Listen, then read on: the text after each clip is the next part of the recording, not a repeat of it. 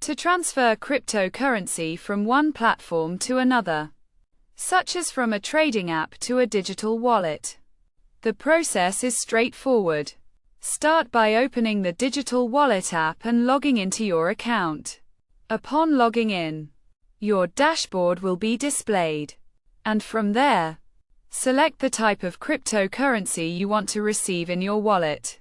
For this example, let's choose Ethereum.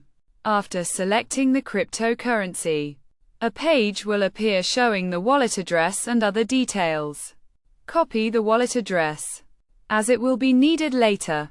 Next, open the trading app on your phone. Navigate to the search bar, typically located at the top or bottom, and type in the name of the cryptocurrency you want to transfer, in this case, Ethereum. Select Ethereum from the search results, which will take you to a screen with a Send option. Click on this option. Then enter the amount you want to transfer, specified in dollars, and click Continue. You will then be prompted to either scan a QR code or enter the wallet address manually. Choose the manual option and paste the wallet address you copied earlier. Review the details carefully to ensure everything is correct.